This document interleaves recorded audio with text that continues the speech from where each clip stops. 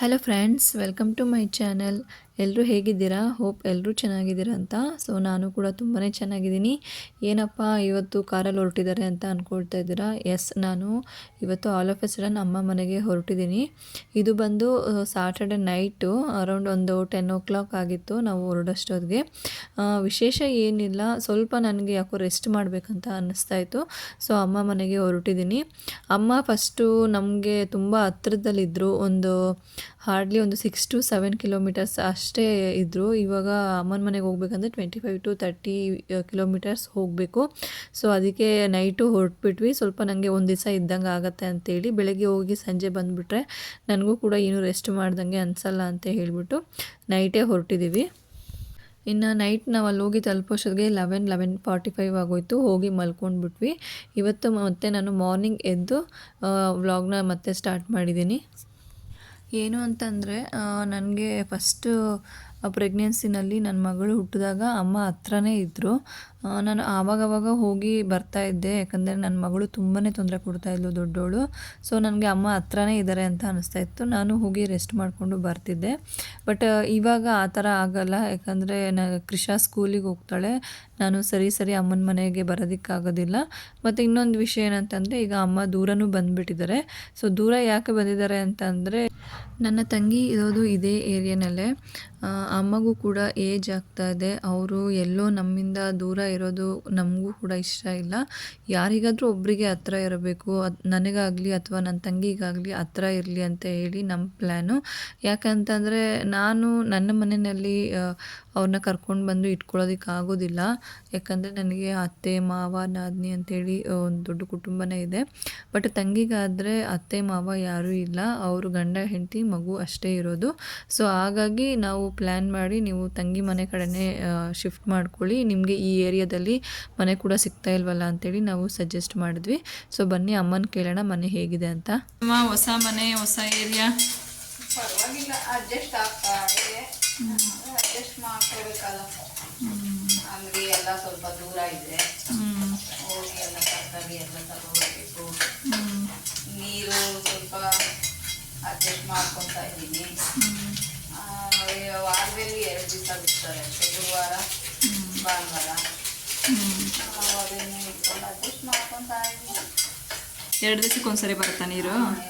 2 ದಿವಸಕ್ಕಿಲ್ಲ, ವಾರದಲ್ಲಿ 2 ದಿವಸ ಬರೋದು. ಗುರುವಾರ ಭಾನುವಾರ ಬರುತ್ತೆ.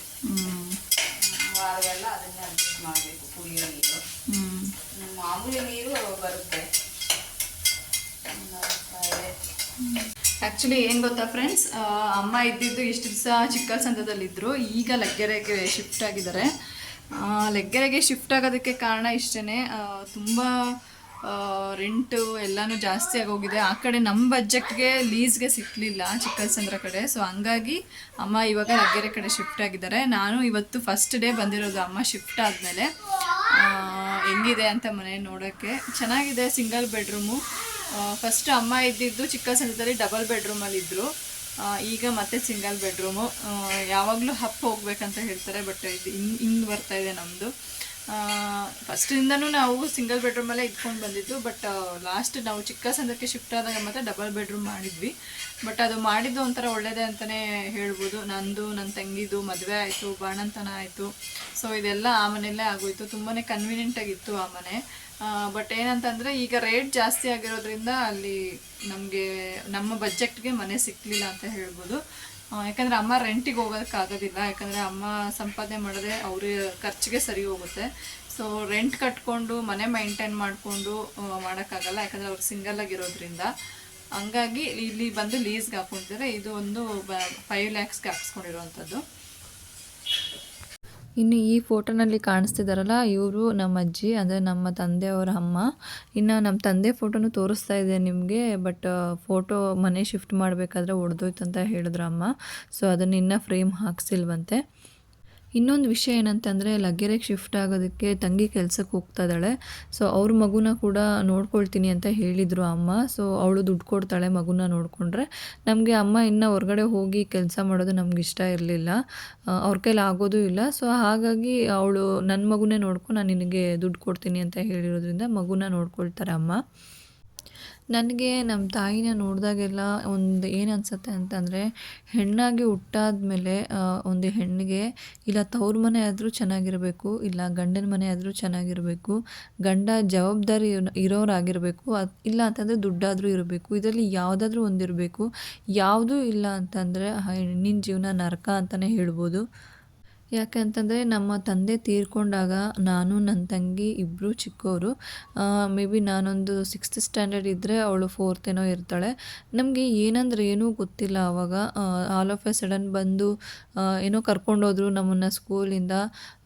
ನನಗೆ ಹಾಸ್ಪಿಟ್ಲ್ ಹತ್ರ ಹೋದ್ಮೇಲೆ ಗೊತ್ತಾಯಿತು ನಮ್ಮಪ್ಪ ತೀರ್ಕೊಂಡಿದ್ದಾರೆ ಅಂತ ಹೇಳ್ಬಿಟ್ಟು. ಆ ಏಜ್ಗೆ ನನಗೆ ಅಪ್ಪ ತೀರ್ಕೊಂಡಿದ್ದಾರೆ ಅನ್ನೋದಕ್ಕಿಂತ ಮುಂದೆ ಏನು ನಮ್ಮ ಜೀವನ, ಮುಂದೆ ಹೇಗೆ ನಮ್ಮ ಜೀವನ ಹೇಗೆ ನಡೆಯುತ್ತೆ ಅನ್ನೋದು ನನಗೆ ತುಂಬಾ ಯೋಚನೆ ಆಗಿತ್ತು. ಅಲ್ಲಿಂದ ಅಮ್ಮ ತುಂಬ ಧೈರ್ಯವಾಗಿ ನಿಂತ್ಕೊಂಡ್ರು. ನಮ್ಮ ಜೊತೆ ಇದ್ದಿದ್ದ ರಿಲೇಷನ್ಗಳೆಲ್ಲ ಅವತ್ತಿದ್ದರು. ಅವತ್ತೆಲ್ಲ ಕಾರ್ಯ ಎಲ್ಲ ಮುಗಿಸ್ಬಿಟ್ಟು ಹೊರಟೋದ್ರು. ನೈಟ್ ಅವತ್ತು ನಾವು ಯಾರೂ ಇಲ್ದಿರ, ಯಾವ ಗಂಡಸೂ ಇಲ್ದಿರ, ನಾವು ಇಬ್ಬರನ್ನ ಮಕ್ಕಳು ಹಾಕ್ಕೊಂಡು ನಾವು ನಿದ್ದೆ ಮಾಡ್ದಿರ ನೈಟೆಲ್ಲ ಲೈಟ್ ಹಾಕ್ಕೊಂಡು ಕುತ್ಕೊಂಡಿದ್ದಂಥ ದಿವಸ ನನಗೆ ಅವತ್ತು ಚೆನ್ನಾಗಿ ನೆನಪಾಯಿತು. ನಮ್ಮ ಹತ್ರ ಏನಂದರೆ ಏನೂ ಇರಲಿಲ್ಲ.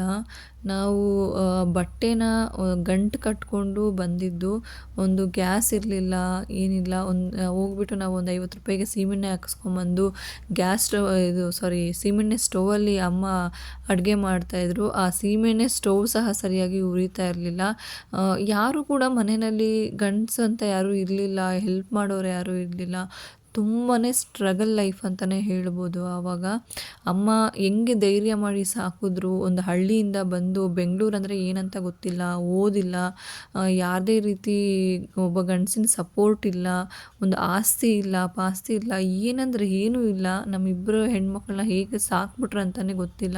ನಿಜವಾಗ್ಲೂ ಅವರು ಆವಾಗ ಧೈರ್ಯ ಮಾಡಿದ್ದಾರೆ. ಬೆಳಗ್ಗೆ ಎದ್ದು ಮನೆ ಕೆಲಸಕ್ಕೆ ಹೋಗಿ ಮನೆ ಕೆಲಸ ಮಾಡಿಕೊಂಡು ಬಂದು ನಮ್ಮನ್ನು ಸ್ಕೂಲಿಗೆ ರೆಡಿ ಮಾಡಿ ನಮಗೆಲ್ಲ ತಿಂಡಿಗಳು ಮಾಡಿಕೊಟ್ಟು ನಮ್ಮನ್ನು ಕಳಿಸ್ತಾಯಿದ್ರು. ಹೀಗೆ ಸ್ವಲ್ಪ ದಿವಸ ನಡೀತಾ ಇತ್ತು.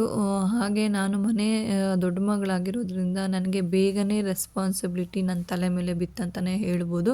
ಅಮ್ಮನಿಗೆ ಮನೆ ಕೆಲಸದಲ್ಲಿ ಹೆಲ್ಪ್ ಮಾಡ್ತಿದ್ದೆ. ಮನೆ ಕೆಲಸದಲ್ಲಿ ಅಂತಂದರೆ ನಮ್ಮ ಮನೆ ಕೆಲಸದಲ್ಲಿ ಅಲ್ಲ, ಬೇರೆಯವ್ರ ಮನೆಯಲ್ಲಿ ಅಮ್ಮ ಕೆಲಸ ಮಾಡ್ತಾಯಿದ್ರು. ಸೊ ಅಲ್ಲೋಗಿ ನಾನು ಬೆಳಗ್ಗೆ ಹೋಗಿ ಮನೆ ಕೆಲಸ ಮಾಡಿಕೊಂಡು ಅಮ್ಮನ ಜೊತೆ ಮತ್ತೆ ಬಂದು ಸ್ಕೂಲಿಗೆ ಹೋಗಿ ರೆಡಿಯಾಗಿ ಹೋಗ್ತಾಯಿದ್ದೆ. ಮತ್ತು ನಾನು ಬೇಗನೆ ಕೆಲಸಕ್ಕೆ ಹೋಗ್ಬೇಕಾದಂಥ ಪರಿಸ್ಥಿತಿ ಕೂಡ ಬಂತು. SLC ಆಗಿದ ತಕ್ಷಣವೇ ನಾನು ಒಂದು ಕಡೆ ಫ್ಯಾಕ್ಟ್ರಿನಲ್ಲಿ ಕೆಲಸ ಮಾಡಿದೆ. ಅದೇ ದುಡ್ಡನ್ನೇ ತೊಗೊಂಡೋಗಿ ಕಾಲೇಜ್ಗೆ ಕಟ್ಟಿದೆ. ಕಾಲೇಜ್ಗೆ ಕಟ್ಟಿ ನಾನು 2 ವರ್ಷ PUCನ ಮುಗಿಸ್ಕೊಂಡೆ. PUC ಮುಗಿಸ್ಕೊಂಡಿದ್ದ ನಂತರ ಡಿಗ್ರಿ ಮಾಡಲೇಬೇಕು ಅಂತ ಮನಸ್ಸಲ್ಲಿತ್ತು. ಸೊ ಡಿಗ್ರಿ ಮಾಡಲೇಬೇಕು ಅಂದರೆ ನಮ್ಗೆ ಆವಾಗ ಓದ್ಸೋದಕ್ಕೆ ಯಾರೂ ಇರಲಿಲ್ಲ. ನಮಗೆ ಫೈನಾನ್ಷಿಯಲಿ ಯಾರೂ ಹೆಲ್ಪ್ ಮಾಡೋರು ಇರಲಿಲ್ಲ. ಏನು ಮಾಡಬೇಕು ಅಂತ ಅಂದಾಗ ಆಪ್ಷನ್ ಸಿಕ್ಕಿದ್ದೆ ಡೇ ಹೊತ್ತು ಕೆಲಸ, ಈವ್ನಿಂಗ್ ಕಾಲೇಜು ಅಂತ ಹೇಳಿ. ಸೊ ಈವ್ನಿಂಗ್ ಕಾಲೇಜ್ ಹೋಗ್ಕೊಂಡು ಡೇ ಕೆಲಸ ಮಾಡಿಕೊಂಡು ಹಾಗೋ ಹೀಗೋ ನಾನು ನನ್ನ ಡಿಗ್ರಿನ ಕಂಪ್ಲೀಟ್ ಮಾಡಿಕೊಂಡೆ. ಡಿಗ್ರಿನ ಕಂಪ್ಲೀಟ್ ಮಾಡ್ಕೊಂಡಾದಮೇಲೆ ಮುಂದೆ ಬಂದಿದ್ದು ಮದುವೆ ಅನ್ನೋದು. ಮದುವೆ ವಿಷಯದಲ್ಲಂತೂ ತುಂಬಾ ಹಾರಿಬಲ್ ಆಗೋಯ್ತು ಅಂತಲೇ ಹೇಳ್ಬೋದು ನನ್ನ ಲೈಫು. ನಮಗೆ ಯಾರೂ ಮನೇಲಿ ಗಂಡು ದಿಕ್ಕಿಲ್ಲ, ಏನೂ ಆಸ್ತಿ ಪಾಸ್ತಿ ಇಲ್ಲ ಅಂತ ಹೇಳ್ಬಿಟ್ಟು ನಮಗೆ ಎಂತೆಂಥ ಹುಡುಗರನ್ನೋ ಕರ್ಕೊಂಬಂದು ತೋರಿಸ್ತಾಯಿದ್ರು. 2ನೇ ಮದುವೆ ಇರೋವಂಥ ಹುಡುಗರನ್ನೆಲ್ಲ ಕರ್ಕೊಂಬಂದು ತೋರಿಸ್ತಾಯಿದ್ರು. ಬಟ್ ನಾನಂತೂ ಆ ವಿಷಯದಲ್ಲಿ ತುಂಬಾ ಧೈರ್ಯವಾಗಿ ನಿಂತೆ. ನಾನು ಸಂಪಾದನೆ ಮಾಡಿದ ದುಡ್ಡಲ್ಲಿ ನನ್ನ ಕೈಯಲ್ಲಿ ಆದಷ್ಟು ದುಡ್ಡನ್ನು ನಾನು ಸೇವಿಂಗ್ಸ್ನ ಮಾಡಿಕೊಂಡೆ, ಒಡವೆಗಳನ್ನ ಮಾಡಿಸ್ಕೊಂಡೆ. ನಿಜ ಹೇಳಬೇಕಂದ್ರೆ ನಾನು ನನ್ನ ತಂಗಿ ಇಬ್ಬರೂ ಮದುವೆ ಮಾಡ್ಕೊಂಡಿರೋದು ನಮ್ಮ ದುಡ್ಡಲ್ಲೇ ಅಂತಲೇ ಹೇಳ್ಬೋದು. ನಮಗೆ ತುಂಬಾ ಖುಷಿ ಇದೆ ನಾವು ನಮ್ಮ ದುಡ್ಡಲ್ಲೇ ಮಾಡ್ಕೊಂಡಿದ್ದೀವಿ ಅಂತೇಳಿ. ಯಾಕಂದರೆ ನಮ್ಮಮ್ಮ ಕೈಯಲ್ಲಿ ಏನೂ ಸಾಧ್ಯ ಇಲ್ಲ. ಅವರು ನಮ್ಮನ್ನು ಬೆಳೆಸಿ ಓದಿಸಿ ಸಾಕಿದ್ದಾರೆ ಅಷ್ಟೇ. ಮುಂದೆ ಅವ್ರ ಕೈಯಲ್ಲಿ ಏನೂ ಮಾಡೋದಕ್ಕೆ ಆಗಲ್ಲ ಅಂತೇಳಿ ನಮ್ಗೆ ಗೊತ್ತಿತ್ತು. ಸೊ ಹಾಗಾಗಿ ನಮ್ಮ ಜೀವನನ ನಾವೇ ಕಟ್ಕೊಂಡ್ವಿ. ಆವಾಗಿನ ಸಿಚುಯೇಷನ್ ಹೇಗಿತ್ತು ಅಂತಂದರೆ, ಮದುವೆ ಅಂತ ಆ ಟೈಮ್ ಬಂದಾಗ ಗಂಡಿನ ಕಡೆಯವರು ಬಂದರೆ ನಾನು, ನನ್ನ ತಂಗಿ, ನಮ್ಮಮ್ಮ ಇಷ್ಟೇ ಜನ ಇರ್ತಾಯಿದ್ದು. ಗಂಡಿನ ಕಡೆಯವ್ರಿಗೆ ಅಡ್ರೆಸ್ ಗೊತ್ತಾಗಿಲ್ಲ ಅಂತಂದ್ರೂ ನನ್ನ ತಂಗಿನೇ ಹೋಗಿ ಕರ್ಕೊಂಡ್ಬರ್ತಾಯಿದ್ರು, ನಮ್ಮಮ್ಮನೇ ಹೋಗಿ ಕರ್ಕೊಂಡು ಬರ್ತಾಯಿದ್ರು.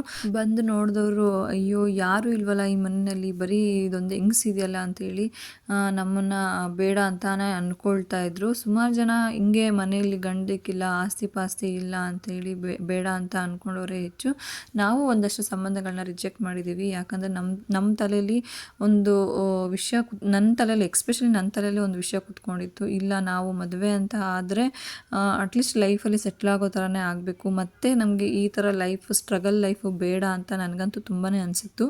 ನಾವು ಮದುವೆ ಮಾಡ್ಕೊಳ್ಳೋಂಥ ಹುಡುಗನಿಗೆ ಆಸ್ತಿ ಪಾಸ್ತಿ ಇಲ್ಲ ಅಂತಂದರೂ ಪರವಾಗಿಲ್ಲ, ಒಳ್ಳೆ ಗುಣವಂತ ಆಗಿರಬೇಕು. ನಾವು ದಿನ ತಿನ್ನುವಂತಹ ಊಟಕ್ಕೆ ಯಾವುದೇ ರೀತಿ ತೊಂದರೆ ಆಗದಿರಂಗೆ ನಮ್ಮನ್ನು ನೋಡಿಕೊಂಡ್ರೆ ಸಾಕು, ನಮ್ಮ ತಾಯಿಗೆ ರೆಸ್ಪೆಕ್ಟ್ ಮಾಡಿದ್ರೆ ಸಾಕು ಅಂತೇಳಿ ನಾನು ಯಾವಾಗಲೂ ತುಂಬಾ ಯೋಚನೆ ಮಾಡ್ತಿದ್ದೆ.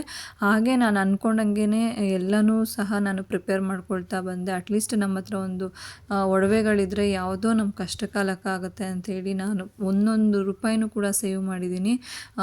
ಬಸ್ಸಲ್ಲಿ ಹೋದರೆ 5 ರೂಪಾಯಿ ಖರ್ಚಾಗ್ಬಿಡುತ್ತೆ ಅಂತ ಹೇಳಿ 4ರಿಂದ 5 ಕಿಲೋಮೀಟ್ರ್ ಆಫೀಸ್ ಇರೋದು, ನಮ್ಮ ಮನೆಯಿಂದ ಆಫೀಸ್ ಇದ್ದಿದ್ದು, ಅಲ್ಲಿಗೆ ನಡ್ಕೊಂಡು ಹೋಗ್ತಿದ್ದೆ 5 ರೂಪಾಯಿ ಖರ್ಚಾಗೋಗುತ್ತೆ ಅಂತ. ಸೊ ಆ ರೀತಿ ನಾನು 5 ರೂಪಾಯಿ 10 ರೂಪಾಯಿ ಸಹ ಕೂಡಿಟ್ಟು ನಾನು ಮದುವೆನ ಮಾಡ್ಕೊಂಡಿದ್ದು. ಪೂರ್ತಿ ಹುಡುಗನಿಗೆ ಒಡವೆ ಕೊಟ್ಟು, ನಾವು ಒಡವೆ ಹಾಕಿಸ್ಕೊಂಡು ಮತ್ತು ಮದುವೆಗೂ ಖರ್ಚು ಮಾಡಿ ಇಷ್ಟೆಲ್ಲ ಮಾಡಿಕೊಂಡೆ ನಾನು. ನನ್ನ ತಂಗಿನೂ ಅಷ್ಟೇ, ಅವಳ ಮದುವೆ ಅವಳೇ ಮಾಡಿಕೊಂಡ್ಳು. ದೇವ್ರ ದಯೆಯಿಂದ ನಮ್ಮಮ್ಮ ಮಾಡಿರೋ ಒಂದು ಪೂಜೆಯಿಂದ, ಅವ್ರು ಮಾಡಿರೋ ಒಂದು ಪುಣ್ಯದ ಕೆಲಸದಿಂದ ನಾವಿವತ್ತು ಇಬ್ಬರು ಹೆಣ್ಮಕ್ಳು ತುಂಬಾ ಚೆನ್ನಾಗಿದ್ದೀವಿ. ಒಳ್ಳೆ ಅಳಿಯಂದಿರು ಕೂಡ ಸಿಕ್ಕಿದ್ದಾರೆ. ಅವ್ರನ್ನೂ ಸಹ, ನಮ್ಮ ತಾಯಿನೂ ಸಹ ದೂರ ಮಾಡಲ್ಲ ಅಳಿಯಂದಿರು. ಹೋಗಿ ಬನ್ನಿ, ನೀವು ಇಬ್ಬರು ಹೋಗ್ತಾಯಿರಿ, ನಿಮ್ಮ ಚೆನ್ನಾಗಿ ನೋಡ್ಕೊಳ್ಳಿ ನಿಮ್ಮ ತಾಯಿನ ಅಂತ ಹೇಳ್ತಾರೆ. ಸೊ ಇದಕ್ಕಿಂತ ಇನ್ನೇನು ಬೇಕು? ಅಳಿಯಂದಿರಲ್ಲಿ ನಾವು ಎಕ್ಸ್ಪೆಕ್ಟ್ ಮಾಡೋದು ಇದೆ ಅಲ್ವಾ, ನಮ್ಮ ತಂದೆ ತಾಯಿನ ನಮ್ಮಿಂದ ದೂರ ಮಾಡದೇ ಇರೋದನ್ನೇ ನಾವು ಎಕ್ಸ್ಪೆಕ್ಟ್ ಮಾಡೋದು. ಸಾಕು, ದೇವ್ರು ನಮಗೆ ಅಷ್ಟು ಕೊಟ್ಟಿದ್ದಾನೆ. ತಂಗಿನೂ ಇವಾಗ ಒಳ್ಳೆ ಕೆಲಸದಲ್ಲಿದ್ದಾಳೆ. ಸೊ ಅಮ್ಮನಿಗೆ ಸಪೋರ್ಟಿವ್ ಆಗಿದ್ದಾಳೆ. ಬಟ್ ನನ್ನ ಕಡೆಯಿಂದ ನಾನೇನು ಸಪೋರ್ಟ್ ಮಾಡೋಕ್ಕಾಗ್ತಾಯಿಲ್ಲ, ಫೈನಾನ್ಷಿಯಲಿ ಸಪೋರ್ಟ್ ಮಾಡೋಕ್ಕಾಗ್ತಾಯಿಲ್ಲ. ಯಾಕಂದರೆ ನಾನು ಕೆಲಸಕ್ಕೆ ಹೋಗದೇ ಇರೋ ಕಾರಣ. ನನ್ನ ಗಂಡ ಮಾಡ್ತಾರೆ ಖಂಡಿತ, ಕೇಳಿದಾಗ ಏನು ಬೇಕು ಹೆಲ್ಪ್ ಮಾಡ್ತಾರೆ. ಬಟ್ ನನಗೆ ಸ್ವಾಭಿಮಾನ ಜಾಸ್ತಿ, ಅವ್ರ ಕಡೆಯಿಂದ ಮಾಡಿಸೋದಕ್ಕೆ ನನಗೆ ಇಷ್ಟ ಆಗೋದಿಲ್ಲ. ಯಾಕಂದರೆ ಟೈಮ್ ಯಾವಾಗ ಹೇಗಿರುತ್ತೆ ಅಂತ ಗೊತ್ತಿಲ್ಲ. ಸೊ ಹಾಗಾಗಿ ಅವ್ರ ಕಡೆಯಿಂದ ನಾನು ಮಾಡಿಸಲ್ಲ, ನನ್ನ ತಂಗಿ ಮಾಡ್ತಾಳೆ. ನಾನು ನಿಮಗೆ ಲಾಸ್ಟ್ ಒಂದು ವಿಡಿಯೋ ಹಾಕಿದ್ದೆ ಯೂಟ್ಯೂಬ್ ಚಾನಲ್ ನಾನು ಏನಕ್ಕೆ ಓಪನ್ ಮಾಡಿದೆ ಅಂಥೇಳಿ. ಇದೇ ಉದ್ದೇಶಕ್ಕೆ ಸುಮಾರು ವಿಷಯಗಳಲ್ಲಿ ನಾನು ಇಂಡಿಪೆಂಡೆಂಟ್ ಆಗಬೇಕು ಅಂತಲೇ ನಾನು ಯೂಟ್ಯೂಬ್ ಚಾನಲ್ನ ಓಪನ್ ಮಾಡಿದ್ದು. ಆ್ಯಂಡ್ ನಮ್ಮ ಅಮ್ಮನಿಗೂ ಸಹ ಹೆಲ್ಪ್ ಮಾಡಬೇಕಂತ ತುಂಬಾ ಮೈಂಡಲ್ಲಿದೆ ನನಗೆ. ನನ್ನ ಜೀವನದ ಸ್ಟೋರಿನ ಹೇಳ್ತಾ ಹೋದರೆ ತುಂಬಾ ಲಾಂಗ್ ವೀಡಿಯೋ ಆಗೋಗ್ಬಿಡುತ್ತೆ ಫ್ರೆಂಡ್ಸ್. ಮುಂದೆ ಒಂದಿನ ಖಂಡಿತ ನಿಮ್ಮ ಜೊತೆ ನಾನು ಎಲ್ಲನೂ ಶೇರ್ ಮಾಡ್ಕೊಳ್ತೀನಿ. ಸದ್ಯಕ್ಕೆ ಇದಾಗಿತ್ತು ಇವತ್ತಿನ ಒಂದು ಚಿಕ್ಕ ವಿಡಿಯೋ. ಹೋಪ್ ನಿಮ್ಗೇನಾದರೂ ಇಷ್ಟ ಆಗಿದರೆ ದಯವಿಟ್ಟು ಲೈಕ್ ಮಾಡಿ, ಶೇರ್ ಮಾಡಿ, ಕಮೆಂಟ್ ಮಾಡಿ. ಸಬ್ಸ್ಕ್ರೈಬ್ ಮಾಡದೆ ನೋಡಬೇಡಿ. ಒಂದಷ್ಟು ವ್ಯೂಸ್ ಬರ್ತಾ ಇದೆ, ಬಟ್ ಅದರ ಸಬ್ಸ್ಕ್ರೈಬರ್ಸ್ ಬರ್ತಾ ಇಲ್ಲ. ದಯವಿಟ್ಟು ಸಬ್ಸ್ಕ್ರೈಬ್ ಮಾಡಿಕೊಂಡು ನೋಡಿ. ನಮ್ಮಂಥ ಚಿಕ್ಕ ಚಿಕ್ಕ ಪ್ರಯತ್ನದಲ್ಲಿರೋರನ್ನ ಬೆಳೆಸಿ ಅಂತ ಕೇಳ್ಕೊಳ್ತೀನಿ. Thank you so much.